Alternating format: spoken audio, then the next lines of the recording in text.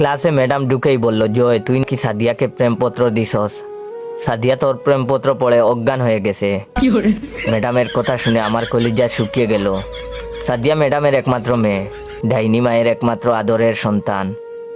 Madam আবার বলল, কিরে তুই উত্তর দিচ্ছিস না কেন? ভয়ে আমার পায়ে কাঁপাকাঁপি শুরু হয়ে গেল, যে কোনো সময় প্যান্ট নষ্ট করে ফেলার মতন। জীবনে কখনো ম্যাডামের ক্লাসে পড়া দিয়েছি বলে মনে পড়ে না। ম্যাডাম এমনিতেই আমাকে দেখতে পারে না, তার উপর তার মেয়েকে প্রেমপত্র দিয়েছি, সেটা পড়ে বেচারি অজ্ঞান। ম্যাডাম আমার অবস্থা আজ কি করবে সেটা বুঝার বাকি রইল না। মনে মনে বিপদের দোয়া পড়ছি আর নিজের বুকে ফু দিচ্ছি, আল্লাহ এবারের মতন আমাকে বাঁচাও। এরপর থেকে সাদিয়াকে নিজের বোনের চোখে দেখবো। ম্যাডাম আস্তে আস্তে এগিয়ে এলো আমার দিকে।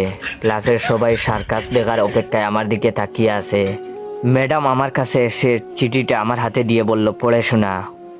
ম্যাডামের কথা শুনে এবার গলা পর্যন্ত শুকিয়ে কাঠ।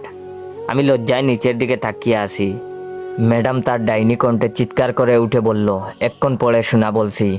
আমি চিঠি হাতে নিয়ে পড়া শুরু করলাম। কলিজার সাদিয়া, কেমন আছো তুমি? জানি তুমি ভালো নেই।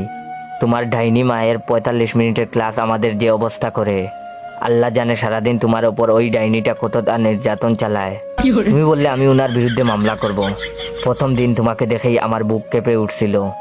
সেই কাঁপুনিতে বাংলাদেশ ও মায়ানমারের কিছু অংশ কেঁপে ওঠে, অথচ মানুষজন বলে সেটা নাকি ভূমিকম্পের কারণে।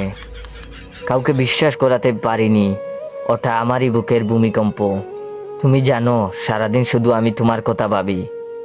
এত ভাবনা যদি আমি গণিতের প্রতি দিতাম, তাহলে আইনস্টাইনের মতো আমার পকেটে 2-4টা নোবেল থাকতো।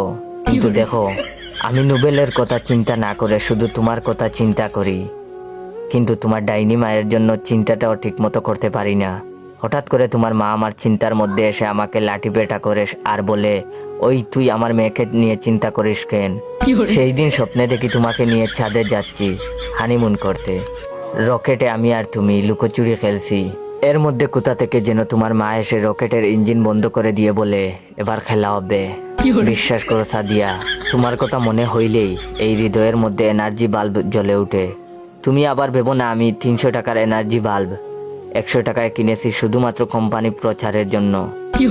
আমি ফিলিপস বাল্বের কথা বলেছি, যা দিবে তোমাকে শতভাগ আলো ও দীর্ঘদিনের গ্যারান্টি। সাদিয়া বিশ্বাস করে এই মানে। হঠাৎ দপাস করে কিছু পড়ে যাওয়ার শব্দ পেলাম। সামনে তাকিয়ে দেখি ম্যাডাম অজ্ঞান হয়ে মাটিতে পড়ে গেছে। সবাই মিলে দৌড়াদৌড়ি করে ম্যাডামকে তুলে ডাক্তার ডাকতে গেলাম। ম্যাডামের জ্ঞান ফিরলে প্রিন্সিপাল ম্যাডাম আমাকে ডেকে পাঠালেন। উনি বললেন, তুমি নাকি ম্যাডামের মেয়ে সাদিয়াকে চিঠি দিয়েছো। কি ছিল সেই চিঠিতে? দেখি চিঠিটা আমাকে দাও। আমি বয়ে বয়ে প্রিন্সিপাল ম্যাডামকে বললাম, আগে এখানে ডাক্তারকে ডাক দেন।